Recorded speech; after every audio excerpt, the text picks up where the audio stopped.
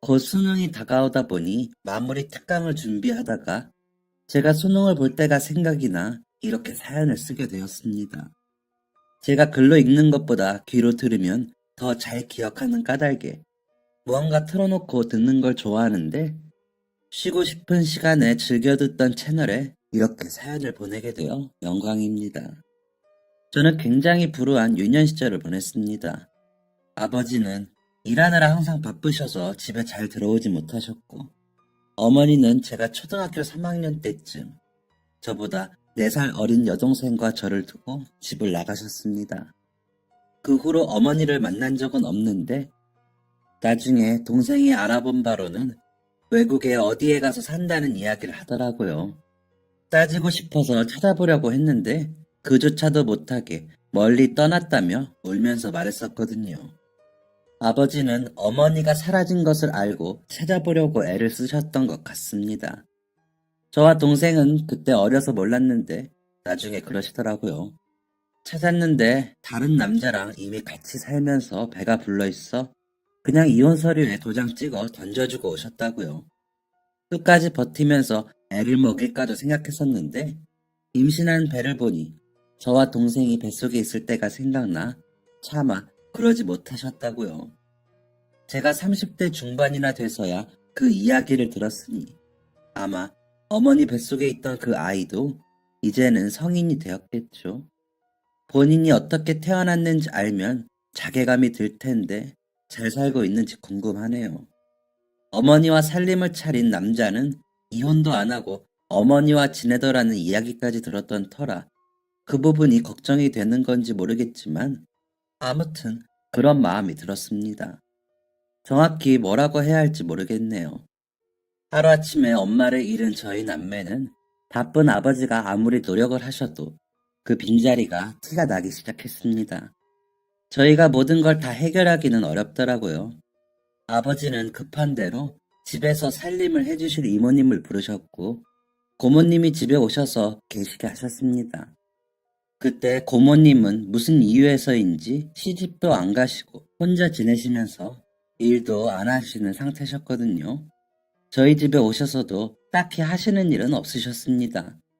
이모님께 뭘 해달라거나 하는 아버지의 요구사항들을 전달하고 잘 하는지 살피셨죠. 그때는 어머니가 안 계신 것만 빼면 다른 문제는 없던 터였고 오히려 풍족한 편이었기에 아버지는 저희를 그런 식으로라도 돌보고 싶으셨던 것 같습니다. 고모는 저희에게 말도 안 걸고 밥도 혼자 먹었습니다. 저희가 가까이 있기만 해도 인상을 쓰며 피했거든요. 보다 못한 이모님이 석훈이 고모, 그냥 아이들하고 같이 드시면 안 돼요? 아니, 애들 보려고 와 계신 거 아니에요? 애들이랑 그래서 언제 친해지겠어요? 라고 하시니 그제야 밥은 같이 먹더라고요. 고모는 저희 숙제를 봐준다거나 저희 목욕을 도와준다거나 옷을 챙긴다거나 하는 일은 하지 않았습니다. 오히려 이모님이 저희에게 씻어라, 숙제했냐, 책 읽어라 등등의 일들을 챙기셨습니다. 도대체 왜 저희 집에서 지내는지 알 수 없는 사람이었습니다. 고모는 그렇게 지낸 지 한 3년이 되었을 때쯤 아버지는 저희를 살던 집에서 더 작은 집으로 이사시키셨습니다. 그러면서 이모님은 그만 나오시라고 했다면서 저희에게 이별을 고하시며 눈물을 보이시더라고요. 동생도 이모님과 헤어지기 싫다고 울고 불고 난리도 아니었습니다. 저도 찔끔거리며 울었습니다. 하지만 고모는 아무 상관이 없다는 듯이 행동하더라고요. 이사를 가서도 고모는 돌보거나 빨래를 해주거나 옷을 세탁해주거나 청소를 해주는 일은 없었습니다. 그저 냉장고에 먹을 거 사놨으니까 먹어. 설거지는 이제 할 줄 알지? 라는 말만 했습니다. 하루는 참다 못해 겨우 만난 아버지께 차라리 저희에게 돈을 주시고 저희끼리 지내게 해주시면 안 돼요? 고모가 있으면서 오히려 저희가 더 힘들어요. 빨래나 설거지도 더 많고 저희 학교 가고 나면 집도 더 어지르고 학교 다녀와서 그거 치우는 것도 일이에요. 라고 하소연 아닌 하소연을 했습니다. 분명 고모가 자는 것을 확인하고 이야기를 시작했는데 언제 일어났는지. 야, 너 뭐라고 했어? 라면서 소리를 치더니 달려오듯 저에게 돌진해 저의 머리채를 잡더라고요. 저는 그대로 머리를 휘어잡혀 끌려다녔고 동생은 그 모습을 보고 놀라 울기 시작하고요. 아버지는 깜짝 놀라 고모를 제게서 떼놓으시더니 너 평소에도 애들한테 손댔냐? 엄마도 없이 크는 조카들 좀 봐주라고 내가 다달이 용돈도 넉넉히 챙겼는데 불쌍한 내 새끼들 때렸어? 라며 소리를 지르시더라고요. 그제야 정신이 났는지 고모는 제게서 손을 떼더니 아니 오빠 그게 아니고 석훈이 말하는 것 좀 봐 기껏 지켜줬더니 라며 어버버거리며 횡설수설하더라고요. 그런 고모를 향해 동생이 고모가 우리를 언제 지켜줘요? 맨날 오빠가 다 했는데 내가 준비물 사달라고 했는데 안 사주고 너처럼 엄마 없는 애들은 준비물 안 가져가도 다 이해한다면서 그냥 가라고 했잖아요. 얻어쓰라고! 라며 소리치며 울더라고요. 그 말을 들은 아버지는 고개를 숙이고 깊은 한숨을 쉬시더니 너 당장 짐 싸서 나가. 다시는 나한테 돈소리 하지 마. 지금부터 너희 용돈이고 뭐고 없어! 라며 고모를 내쫓기 시작하셨습니다. 고모는 내가 가면 어딜 가? 오빠, 나한테 이러면 안 되지?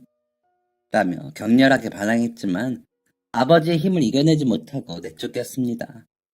아버지는 문을 닫고 뒤돌아 고개를 숙인 채 한참을 흐느끼며 우셨습니다. 그러더니 놀라서 보고 있는 저희 남매를 안고 우셨습니다. 미안하다. 아버지가 일하느라 너희를 이렇게 힘들게 하는구나. 너희가 무슨 죄니? 라면서 저희가 숨이 막힐 정도로 안아주셨습니다. 고모는 그렇게 시골 할머니 집으로 간 건지 더 이상 나타나지 않았습니다. 대신 저희 앞에는 새로운 인물들이 나타나기 시작했습니다. 처음에는 아버지의 이름을 확인하며 아버지가 같이 사는지 물어보더니 현관문을 세차게 두드려 문을 열어주면 신발을 신은 채로 들어와 이방저방 들여다보곤 했습니다. 그 사람들이 나타나기 시작하면서 아버지는 더 가끔 집에 오셨습니다. 새벽에 와서 저희에게 10,000원짜리 몇 장을 주시고는 가시곤 하셨죠. 동생은 그런 아버지에게 가지 말라고 잡곤 했는데 그럴 때마다 조용히 하라는 손짓을 하시고는 바람처럼 사라지셨습니다. 무슨 일인지 몰라 저와 동생은 답답하고 두려웠지만 곧 아버지께서 아무 일 없다는 듯이 돌아오실 거라고 믿고 기다렸습니다. 잘 먹고 잘 자고 열심히 공부를 했습니다. 나름대로 잘하는 편에 끼었던 저는 동생 공부도 봐주고 숙제도 도우며 지냈습니다. 그렇게 하면 제 소원이 이루어질 거라고 믿었거든요. 착한 아이의 소원은 들어주신다고 했으니까요. 하지만 저희에게 세상은 그렇게 따뜻하지 않았습니다. 제가 중학교를 졸업할 때쯤 저희 집에는 온갖 물건에 빨간 압류 딱지가 붙었고 등기로 집에서 나가라는 퇴거 명령서가 도착했습니다. 아버지는 돌아오시기는커녕 교도소에 계신다는 편지를 보내오셨고요. 동생을 데리고 면회를 갔죠. 그곳에서 본 아버지의 모습은 TV에서 보던 나쁜 사람 같아 보였습니다. 아버지는 석훈아, 아빠가 곧 나갈 거니까 동생 잘 보고 있어. 집은 아빠가 어떻게든 지켜보려고 했는데 잘 안 됐어. 아빠가 편지에 통장 비밀번호랑 썼거든. 그 돈으로 작은 새빵이라도 구해서 이사해. 미안하다. 라며 우시는데 아버지가 아닌 것 같아 낯설어 눈물도 안 나더라고요. 동생은 아빠라며 우는데 저는 실감이 안 났습니다. 그래서 가만히 아버지 얼굴만 보았습니다. 얼굴은 분명 우리 아버지가 맞는데 눈빛과 모습이 낯설더라고요. 동생을 데리고 집으로 돌아와 여기저기 붙은 빨간 압류 딱지가 다시 눈에 들어오자 그제야 눈물이 났습니다. 며칠 뒤 아버지 말대로 아버지에게서 편지와 통장이 도착했습니다. 편지에는 도장과 신분증이 있는 것이 쓰여 있었고 통장 비밀번호도 있더라고요. 동생과 학교도 가지 않고 돈을 찾아 부동산에 갔습니다. 아버지는 지방에 일을 가셨는데 곧 오실 거라며 집을 보여달라고 말을 했습니다. 저희를 위아래로 훑어보시던 부동산 사장님들은 어른들하고 같이 와. 애들끼리 집 보러 가면 누가 좋아하니? 라며 집 보여주기를 거절했습니다. 겨우겨우 새빵 놓는다는 벽보를 보고 집주인과 직접 만나 계약을 하고 압류 딱지가 붙지 않은 짐들을 날랐습니다. 혹시나 나타날지 모르는 빚쟁이들의 눈을 피해야 했으므로 늦은 밤이나 이른 새벽에 움직였습니다. 짐도 많지 않아 이틀 만에 끝냈습니다. 통장의 돈은 빠듯했습니다. 아버지가 한두 달 안에 돌아오지 못하면 월세도 못 내고 쫓겨나야 할 판이었습니다. 그래서 저는 고등학교 진학을 자연스럽게 포기했습니다. 담임 선생님께 상황 설명을 하면서 얼마나 울었는지 모릅니다. 하지만 방법이 없었습니다. 졸업장은 받으러 오라는 선생님 말씀에 저는 차마 대답도 못하고 학교를 빠져나왔습니다. 그리고 간 곳이 공사장이었습니다. 반 친구 중 한 명이 거기 가면 일은 힘들어도 돈을 많이 받는다고 하더라고요. 그 말만 믿고 덜컥 공사장으로 가 사무실을 찾았습니다. 여기서 일하려면 어떻게 해야 하나요? 라고 묻는 저를 처음에 놀란 듯 보던 사무실 직원들은 학생이 왜 이런 데서 힘들게 일을 하려고 그래? 용돈 필요해? 라며 웃으며 묻더군요. 그래서 동생이랑 먹고 살려면 돈 벌어야 돼서요. 월세 못 내면 바로 나가라고 주인 아주머니가 그러셨어요. 무슨 일이라도 시켜만 주시면 열심히 할 테니까 제발 일 좀 시켜주세요. 라며 울먹거리며 말을 하는 저를 소장님이라는 사람이 가만히 보더니 오늘은 늦었고 내일 아침 8시까지 여기 문 앞으로 와 라고 하시더군요. 일자리가 생겼다는 사실에 너무 기뻤습니다. 집으로 가는 길에 고기도 좀 사고 달걀도 좀 샀습니다. 동생이 제일 좋아하는 반찬이 달걀말이었거든요.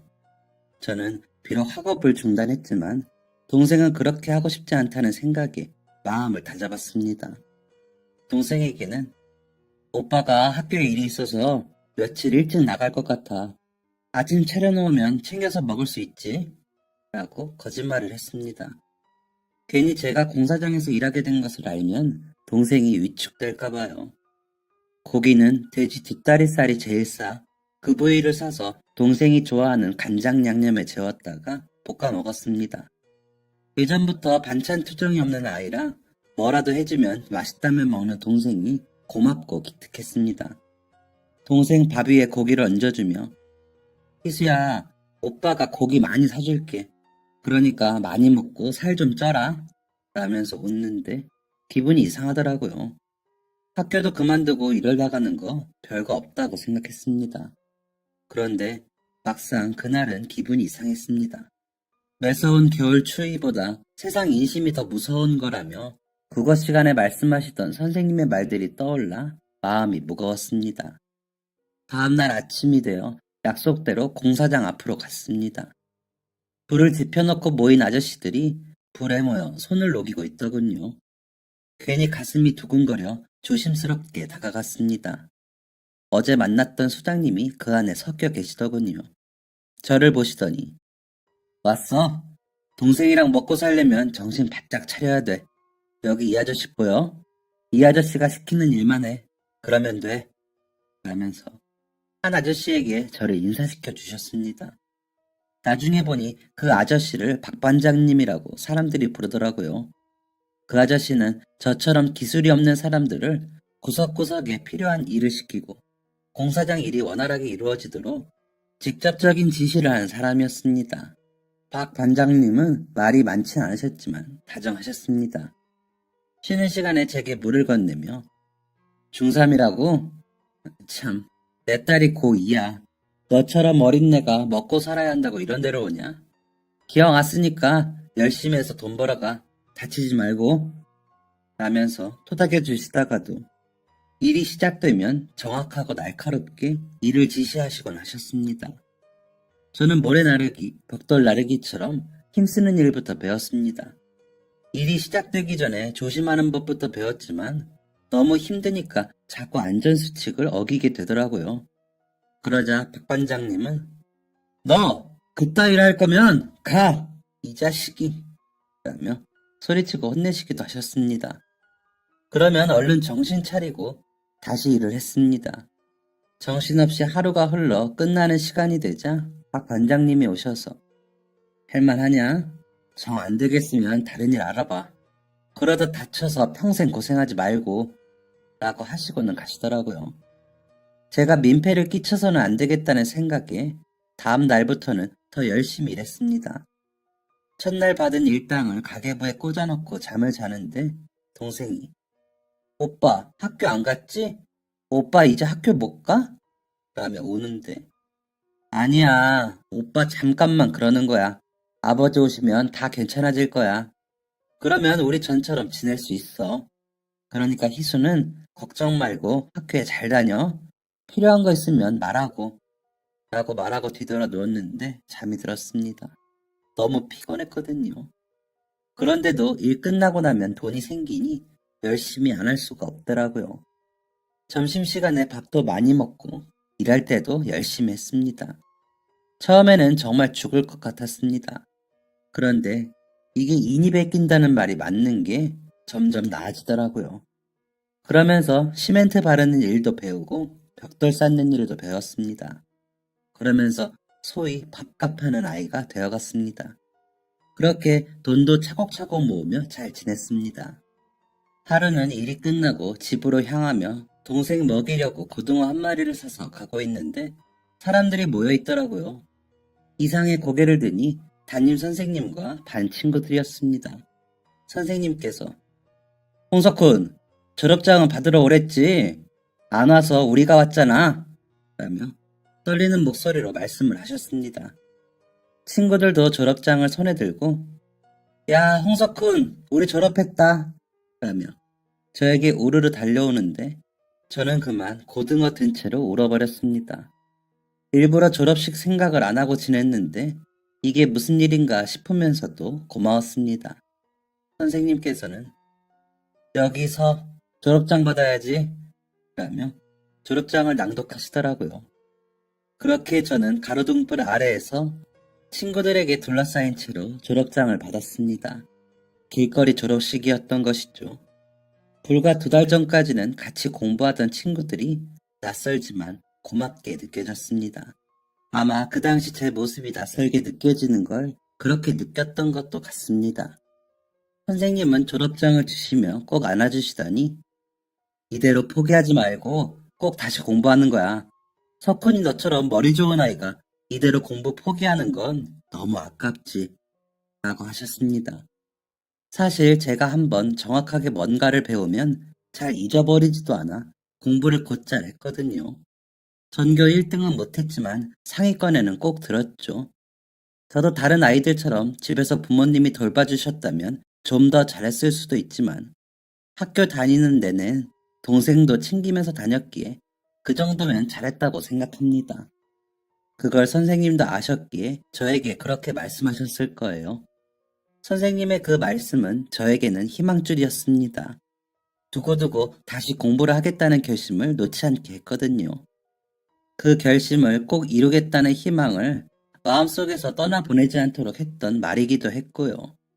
그렇게 희망을 품고 저는 공사장에서 열심히 일했습니다. 저녁이면 동생 공부를 봐주고 선생님이 주신 고교과정 문제집을 틈틈이 풀어보기도 했죠. 금방 오시겠다던 아버지는 아무리 기다려도 오시지 않았습니다. 동생 중학교 교복도 사주고 새 신발도 사주고 새 가방을 사주는데도 아버지는 오시지 않으셨습니다. 동생과 아버지에게 수없이 편지를 쓰고 아버지에게 수없이 답장을 받았지만 아버지는 오시지 않더라고요. 동생이 중학교에 올라가고 첫 시험에서 전교 1등을 하고 받은 성적표를 아버지께 보내드리면서 저는 조금 울었습니다. 동생에게 너무 고마워서요. 오빠도 저녁 때나 돼서야 들어가는데 혼자서 학교 다니는 동생이 공부도 잘하니 너무 고맙더라고요. 그래서 부족한 거 없이 다 해주고 싶었습니다. 학원 가고 싶으면 얘기해. 오빠가 보내줄게. 라며 말을 하는 제게 동생은 그저 고개를 저으며 숙제 많아서 싫어 라고 하더군요. 혹시나 제가 무리할까 걱정이 되니 저런 소리 한다는 걸 알았기에 그마저도 기특했습니다. 동생이 성적을 잘 받아오니 일하면서도 흥이 났습니다. 아저씨들이 자식 생각하면 일할 맛이 난다고 하시는 말들이 무슨 말인지 이해가 되더라고요. 부지런히 일했습니다. 그리고 부지런히 저금했죠. 아버지가 돌아오시면 이사 갈 돈도 있어야 했고, 동생한테 부족함 없이 해주려면 돈이 필요했으니까요. 소장님과 박 반장님은 그런 저를 기특해 하셨습니다. 여름이 깊고 장마가 되자 일할 수 있는 날이 줄어 제가 걱정을 하고 있으면, 어이쿠, 우리 석훈이 땅이 꺼지겠다. 이쪽 일 오래 하려면 이런 것도 유하게 받아들여라. 그래야 오래 간다. 안 그럼 복장 터져서 못해. 다음 공사 들어갈 때도 나랑 갈래? 라며 웃으며 농담도 하시고 집에 갈 때 반찬 사가라면서 10,000원씩 주시기도 했습니다. 그렇게 공치는 날이면 집에 가 잠도 자고 집 청소도 했습니다. 그런데 어느새 책은 안 보고 있더라고요. 그 시간에 그냥 잠을 더 잤던 것 같습니다. 그렇게 시간은 잘 또 갔습니다. 동생은 어느새 고등학생이 되었고 저는 성인이 되어 현장에서 어엿한 기술자로 통했습니다. 흔히 짬이 굵어졌다고 하죠. 저는 아파트 건설 현장을 3군데 정도 돌게 되었고 박 반장님을 따라다니며 온갖 공사장 일에 투입되고 일할 수 있는 존재가 되었습니다. 아버지가 받으셨다는 형량이 동생 고등학교를 졸업할 때쯤이나 끝이 난다는 소식에 좌절하기도 했지만 그때까지만 버티고 저도 대학에 가자고 생각했습니다. 틈틈이 공부해 검정고시는 합격해 놓은 상태였기에 대학만 들어가면 된다고 생각했거든요. 군대 문제도 있었는데 제가 군대에 가면 동생의 생계 문제가 있기에 미룰 수 있는 만큼 미루자는 생각을 하고 있었습니다. 아버지만 돌아오시면 된다고 그때까지도 믿었으니까요. 그러던 어느 날 사고는 순식간에 났습니다. 대형 크레인이 철근을 올리고 있는데 박 반장님이 석훈아, 너 저기 가서 선 맞추는지 좀 봐라. 오늘 영 불안하다 하시더라고요. 그래서 얼른 달려가 박 반장님과 수신호를 주고받으며 일을 하고 있는데 갑자기 몸이 휘청하는 게 느껴지더라고요. 제 뒤편으로 땅을 파놓았는데 제가 그걸 못 보고 거기로 굴러떨어진 겁니다. 지하 주차장이었는지 계단이었는지 하여튼 뭔가 만든다고 공간 확보를 해둔 것이라 꽤나 깊었는데 저나 박 반장님이나 위쪽을 신경 쓰느라 깜빡한 거죠. 저는 그대로 기절을 했고 깨어나 보니 병원이더라고요. 눈을 떠서 하얀 병원 천장이 보이는데도 이게 현실인지 꿈속인지 구분이 안 될 정도였습니다. 정신을 못 차리고 주변만 살피고 있는데 동생 얼굴과 박 반장님, 소장님이 보였습니다. 그제야 내가 살았구나 싶은 게 말을 하고 싶은데 말이 안 나오더라고요. 그래서 끙끙거리며 소리만 냈습니다. 동생은 그런 절 보고 놀란 표정이더군요. 달려온 간호사 선생님과 의사 선생님께서 보시더니 아무래도 수술 부위가 컸고 당분간은 저러실 수 있어요. 제 기능을 찾으실 때까지 시간이 오래 걸릴 수도 있고 영구적으로 돌아오지 않을 수도 있습니다. 좀 더 지켜보시죠 하시더군요. 제가 알아듣고 울자 동생은 오빠 울지마. 머리 울려. 푹 자. 자고 일어나면 괜찮아질 거야. 라며 제 손을 잡고 울더군요. 저는 그런 동생을 안아주고 괜찮다고 말하려고 했는데 말은 안 나오고 이상한 소리만 흘러나오더라고요. 그런 저를 진정시키기 위해 안정제를 투약했는지 잠이 들었습니다. 잠이 들면서도 기도했습니다. 제발 자고 일어나면 다 괜찮아지게 해달라고요. 제 소원은 너무 쉽게 이루어졌습니다. 정말 자고 일어났더니 다시 말을 할 수 있더라고요. 혹시나 싶어 놀랐던 저와 동생은 제가 또렷이 희수야, 오빠 괜찮아 하고 말하는 순간 가슴을 쓸어내렸습니다. 박 반장님과 소장님은 회사에서 나오는 보상금을 다 챙겨받도록 해주셨습니다. 병원비도 받아 수술비와 치료비를 낼 수 있게 해주셨고요. 일이 쉬는 날 문병 오셔서 제가 잘 치료받는지도 봐주셨습니다. 동생은 그 와중에도 모의고사 결과가 전국 30등 안에 들었다며 오빠, 내가 이렇게 열심히 해서 오빠 뒷바라지 할 테니까 얼른 나아 라고 해주더라고요. 그래서 얼른 일어나자 싶은 마음에 더 열심히 치료받고 재활하고 했습니다. 저는 사고로 인한 뇌출혈이었고 수술을 받아 출혈을 잡았다고 했습니다. 말하고 앉고 걷고 뛰는 운동성에 문제가 없었기에 저는 무사히 퇴원할 수 있었습니다. 다시 일을 나가려고 했지만 동생이 불안해하고 박 반장님과 소장님도 다음 공사 들어갈 때까지 쉬면서 몸을 추스르라고 하셔서 한 달만 더 쉬기로 합의를 보고 휴식을 가지기로 했습니다. 그러면서 책도 좀 보고 그간 못했던 공부도 좀 해볼까 했는데 잠이 늘어서 그런지 책 펴기가 쉽지 않더라고요. 그래서 누워 쉬면서 라디오를 켜고 노래를 듣곤 했습니다. 동생이 집에 있을 때는 아무래도 그러기 힘들었거든요. 공부에 방해될까봐. 여기저기 다이얼을 돌려가며 뭘 들을지 찾다가 사연을 들려주고 변호사님이 자문을 해주는 채널에 귀가 솔깃해졌습니다. 저희 아버지처럼 억울하게 교도소에 간 이야기가 흘러나오고 있었거든요. 동업자가 횡령을 했고 그 빚을 다 떠안은 거죠. 혹시나 변호사님의 이야기를 들으며 구제 방법이 있나 듣는데 증거가 없으면 어쩔 수 없다는 이야기만 나와 화가 울컥나 가슴을 쳤습니다. 그러다가 다른 사연을 듣고 해결 방안을 듣고 어떤 법령이 있어 보호를 받을 수 있는지 듣게 되었습니다. 세상에는 어찌나 나쁜 놈들도 많고 억울한 사람도 많은지 같이 화가 났다가도 해결 방안이 생기면 같이 안심이 되고 속이 후련해졌습니다. 매일 같은 시간 그 방송을 들었습니다. 그러다 보니 법적으로 어떤 절차를 밟는 게 기본인지 파악이 되더라고요. 물론 대강 이런 방법도 있다더라 정도였지만 법하면 어렵고 먼 것이 아닌 편리하게 이용할 수 있는 것이라는 걸 알게 되었죠. 재미있었습니다. 시간이 잘 가기도 했고요. 지금 생각해보면 20대 초반의 남자가 머리를 다쳐서는 집에서 라디오를 붙들고 혼자 화냈다가 웃었다가 하는 게 웃기긴 하지만 그때가 유일하게 제가 쉰 시간이었습니다. 그러다 어느새 한 달이 되었고 동생은 더 쉬길 원했지만 저는 앞으로 가족의 생활에 대해 생각하니 일을 더 이상 쉴 수가 없었습니다. 조장님은 석훈아, 현장 일은 아직 내가 불안하고 당분간은 사무실 돕자. 내가 여기 계장님께 너 일 좀 가르쳐 주시라고 부탁해놨어. 라고 하시는데 월급 자체가 달라. 아유, 저 괜찮아요. 걱정 마세요. 라면서 현장으로 나갔습니다. 박 반장님은 보상금도 많이 받았다며 좀 더 쉬지. 그새를 못 참나. 너도 참. 하며 속상해 하셨습니다. 저는 그저 웃어 보이고는 제 자리에서 다시 열심히 일했습니다. 그러다 우연히 인부 한 분이 부인이 바람이 나서 이혼을 하는데 돈을 다 달라고 한다면서 주변 아저씨들께 속상함을 토로하시는 이야기를 듣게 되었습니다. 그런데 순간 라디오에서 들은 게 생각이 나더라고요.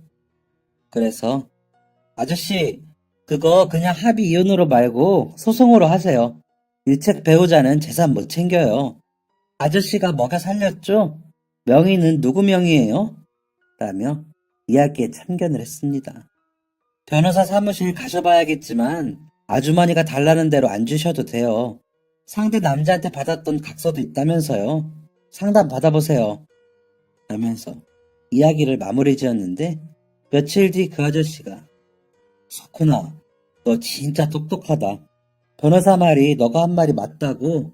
같이 산 세월이 있어도 유책 배우자인가 뭔가 아무튼 그쪽 주장이 기각된다더라. 라면서 겁이 나서 못 가던 변호사 사무실에 갈 수 있게 해줘서 고맙다고 인사를 하시더라고요. 하필 구내 식당에서 그 이야기를 하시는 바람에 다른 아저씨들도 집주인과의 분쟁, 접촉사고 처리, 개주의 도망 등등의 이야기들을 물어오셨습니다. 저도 잘 몰라요. 라디오에서 들은 거예요.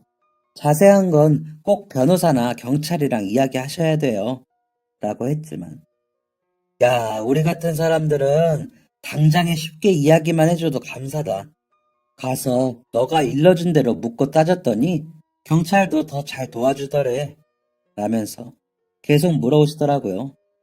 그러다 보니 틈틈이 그 방송을 듣고 기억해 두었다가 무슨 법과 관련이 있는지 알아두는 게 제 일과가 돼버렸습니다. 어느 날은 점심을 먹고 귀에 이어폰을 꽂고는 방송을 들으며 그늘 밑에 누워 쉬고 있는데 누군가 저를 툭툭 치더라고요. 눈을 떠보니 식당에서 일하는 누나였습니다. 무슨 일 있으세요? 라며 벌떡 일어나 물으니 아니 너는 똑똑한 애가 왜 공부 안 하고 이러고 있어? 저번에 다쳤을 때 받은 돈으로 차라리 공부를 좀 하지 라고 하는 겁니다.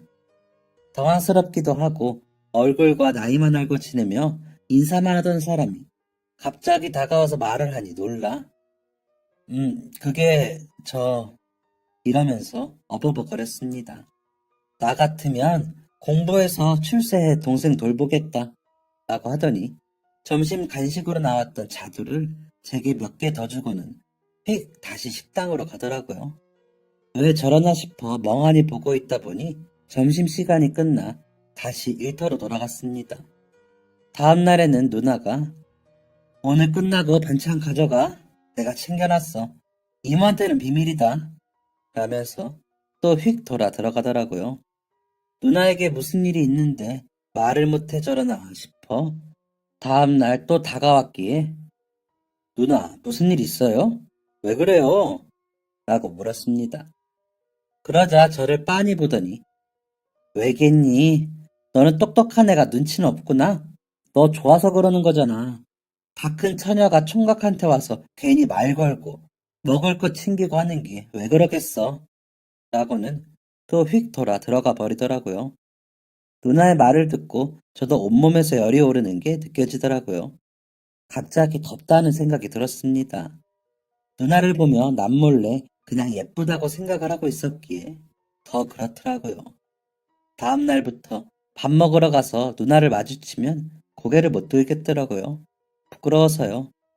동생 잘 키울 생각만 했지. 연애하고 누구 좋아하고 그런 생각은 해본 적이 없던 터라 갑작스러운 마음이기도 했고요. 그래서 며칠은 그렇게 누나의 시선이 느껴지는데도 고개를 숙이고 피하기만 했습니다. 한편으로는 그런 감정들이 사치스럽다고 생각이 들기도 했고요. 그러다 아버지가 곧 출소하신다는 소식을 듣게 되었습니다.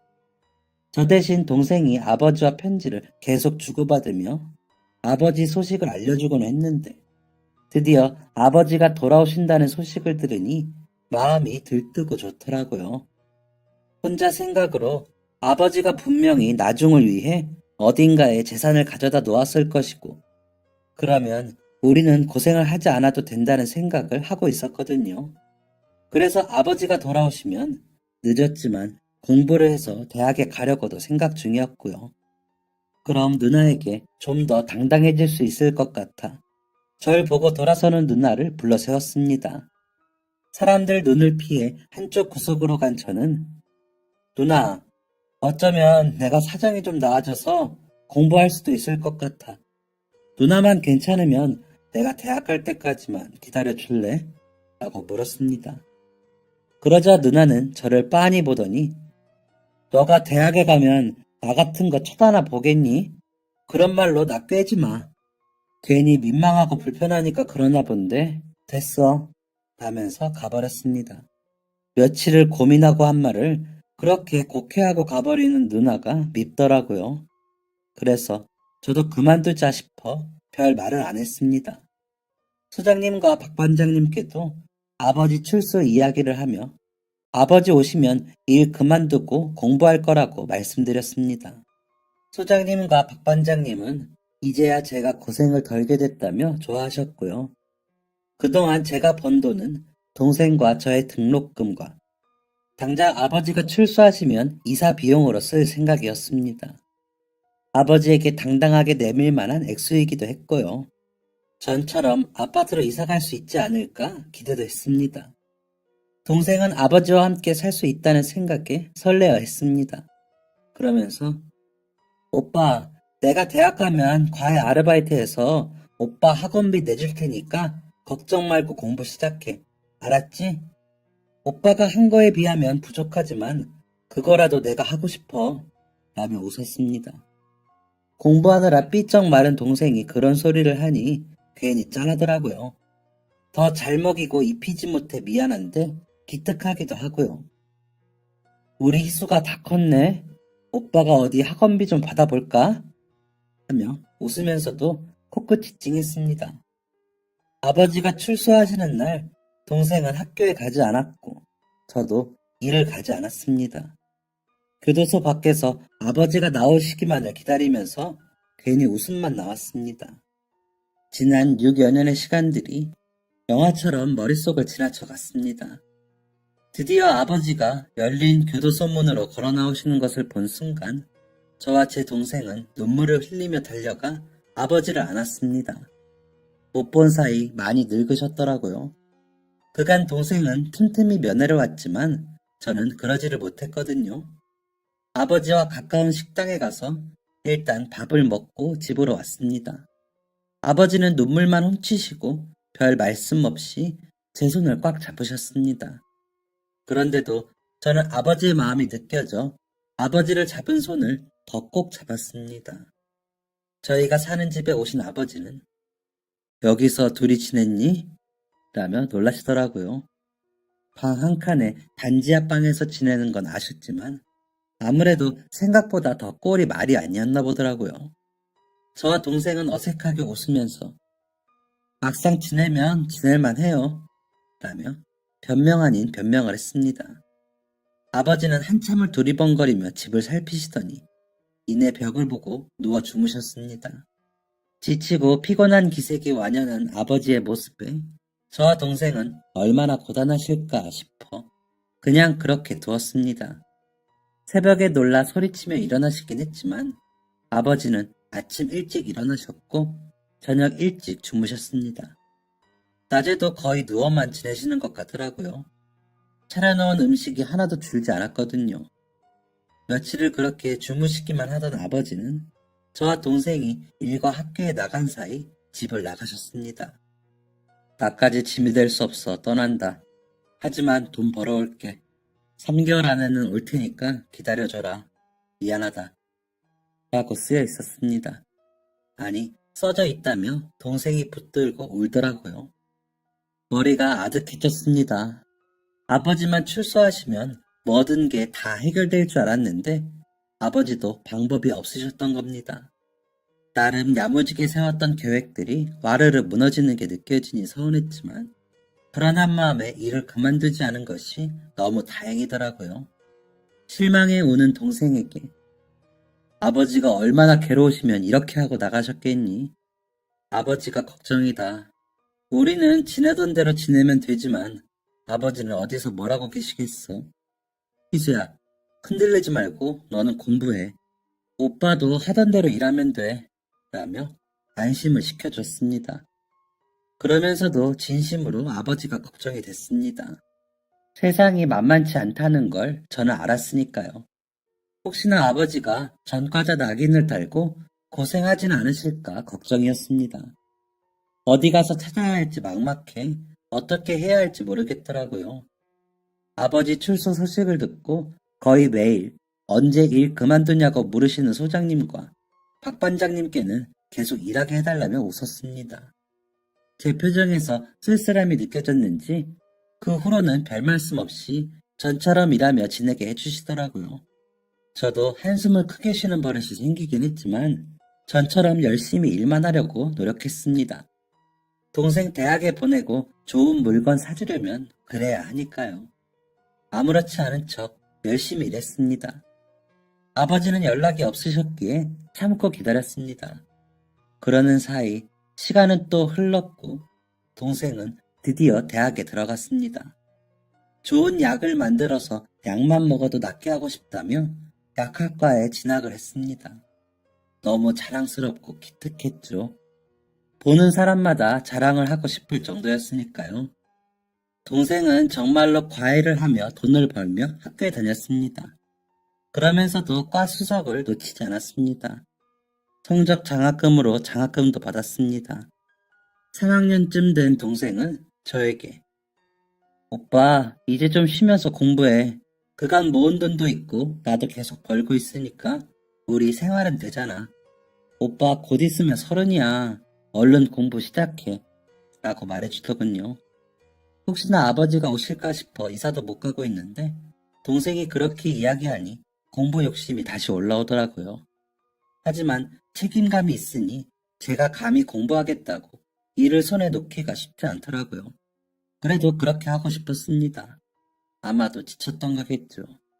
하지만 운명이라는 놈은 저에게 호락호락하지 않더군요. 학교에서 동생이 쓰러졌다는 소식을 듣고 일하다 말고 달려갔습니다. 다들 서서 그룹별로 실습을 하고 있었는데 갑자기 쓰러졌다는 겁니다. 응급실로 실려가 응급처치를 받고 정신은 차렸지만 검사가 필요할 것 같아 검사를 진행했다는 의사 선생님 말씀에 하늘이 무너지는 것 같았습니다. 별일 아니길 바랐지만 동생의 갑상선 수치가 좋지 않아 검사를 해야 한다는 소견이었습니다. 입원을 했고 동생은 별일 아니라고 시험 때문에 신경 써서 그런다며 웃었습니다. 하지만 동생은 갑상선 암이었습니다. 다행히 2기에 발견이 되어 수술만 잘하면 회복이 잘 될 거라고 하시는 의사 선생님 말씀이 귀에서 귀로 빠져나가고 암이란 소리만 남더라고요. 제가 제대로 살피지 못해 동생이 그렇게 된 것 같아 마음이 아팠습니다. 당장 일을 쉬기로 했습니다. 간병을 해야 하니까요. 수술비와 치료비는 그동안 모아놓은 돈으로 해결하면 되고 동생이 퇴원을 하고 항암을 다 받을 때까지는 버틸 수 있을 거라고 생각했습니다. 수장님과 박 반장님은 너는 무슨 팔자가 그러냐? 아이고 이놈아 하시면서도 동생 맛있는 거 사주라고 봉투에 돈을 담아주시면서 동생 다 낫거든 얼른 와서 일해 라고 해주셨습니다. 동생은 바로 휴학을 하고 수술을 받았습니다. 결과는 좋았죠. 금방 괜찮아질 거라며 암병동에서 제일 씩씩한 환자로 통했습니다. 항암 치료도 씩씩하게 잘 받았습니다. 물론 괴롭고 아팠겠지만 제 앞에서는 티를 안 내더라고요. 워낙 힘든 내색이 없는 아이라 더 신경이 쓰였습니다. 그렇게 동생 병수발을 8개월 정도 하고 나니 동생은 전이가 없고 계속 검사를 해서 다른 이상이 없으면 완치 판정을 받을 때까지 정상적인 생활이 가능하다는 의사 선생님 말씀을 듣게 되었습니다. 동생은 거봐 나 괜찮다니까. 내가 복학 전까지 바짝 과외 많이 해서 돈 벌어서 치료비까지 갚을게. 오빠는 조금만 더 고생해줘. 라며 울더라고요. 야, 갚긴 뭘 갚아. 완치나 받을 생각해. 일할 생각 말고. 오빠가 알아서 해. 나중에 취직이나 하고 말을 해. 라는데 저도 찔끔 눈물이 났습니다. 좋아서 나는 눈물이었습니다. 그리고 저는 다시 소장님께 연락을 드렸고 공사장 일을 계속할 수 있었습니다. 오랜만에 가서 일하려니 힘들기도 했지만 반가운 얼굴들이 보여 인사하며 밥을 먹으려는데 익숙한 얼굴이 눈에 띄었습니다. 누나였습니다. 누나는 절 보더니 동생은? 하고 묻더군요. 그래서 좋아졌어 라며 답을 하고 밥을 먹었습니다. 밥을 먹고 나서는데 누나가 오더니 이야기 좀 해 라고 해 누나를 따라 조용한 곳으로 갔습니다. 동생 얘기 듣고 걱정했어. 소장님이 이번에도 우리 보고 와서 식당 하라고 해주셔서 너 보는 줄 알고 다행이다 싶더라. 자 이거 받아 하더니 통장을 내밀더라고요.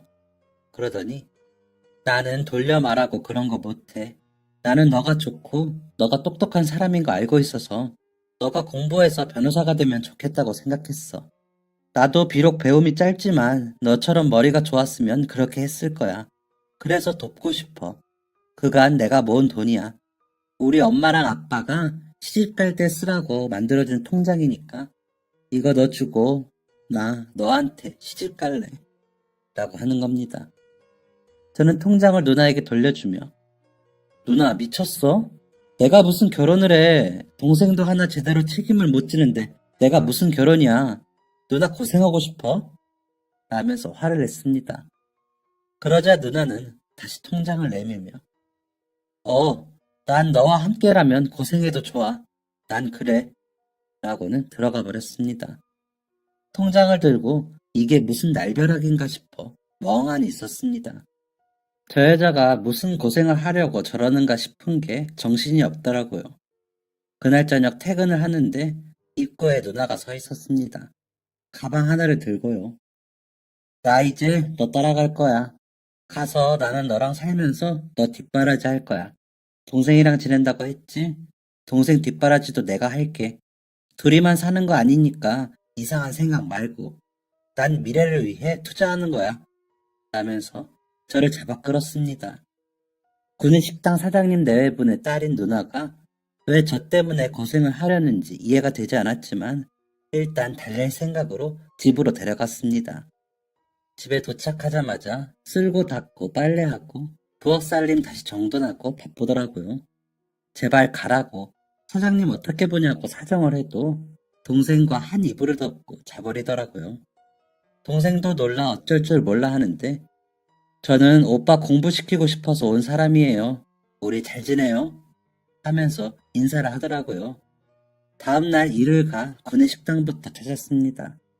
사장님 네 분께 말씀을 드리고 저희 집에 있는데 제가 잘 달래서 돌려보내겠습니다. 죄송합니다. 라고 말씀드리니 한숨만 쉬시더라고요.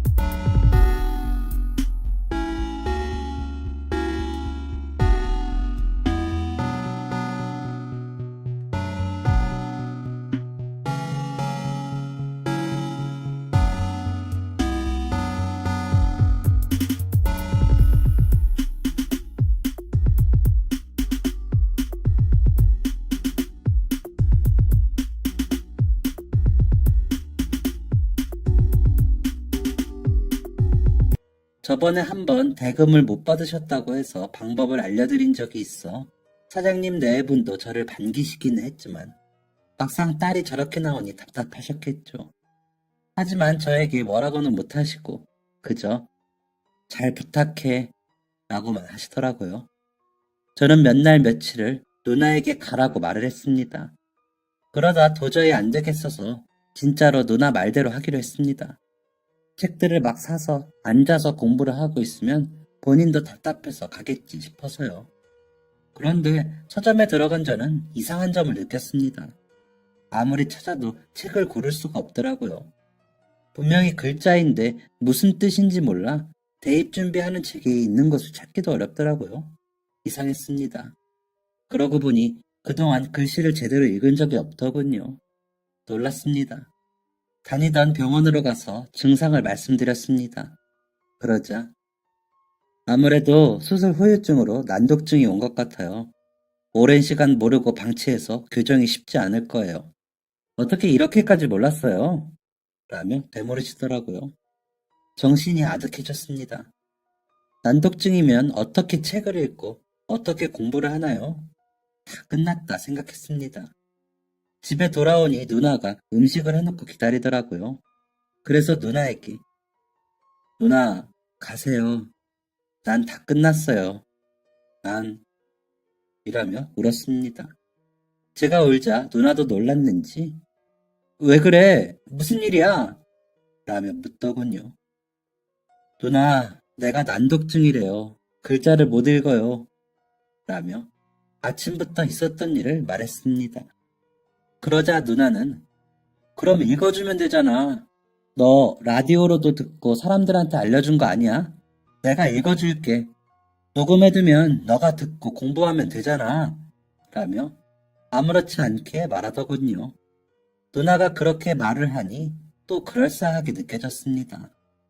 누나는 매일 밤 저를 위해 교재를 읽어 녹음을 해두었습니다. 그 다음 말에 저는 그 녹음본을 들으며 한자 한자 다시 글자를 배우듯 책을 봤고요. 나중에는 누나가 눈에 더 잘 들어오라고 더 큰 글씨로 스케치북에 써줘서 그 글씨를 읽기도 했습니다. 그렇게 훈련을 한 결과 저는 어느 정도는 읽을 수 있게 되었습니다. 물론 엄청 집중해서 봐야 했죠. 누나는 근처 식당에서 일을 하며 제 뒷바라지를 했습니다. 너무 미안하고 고마웠습니다.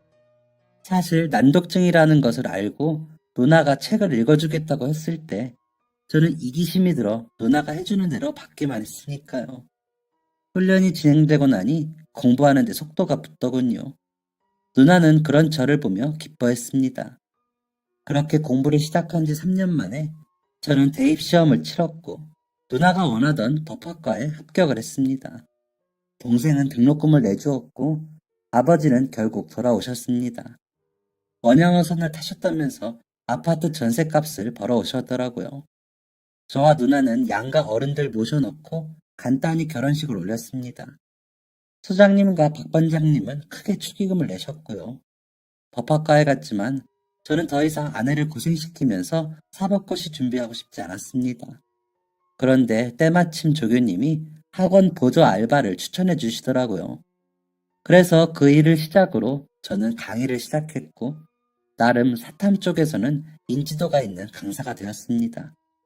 그래서 지금은 사탐, 과탐 전문 학원을 운영하며 인강을 진행하고 있습니다. 아내는 저 때문에 고생한 탓에 손가락이 휘어 지금도 밤마다 주물러야 합니다.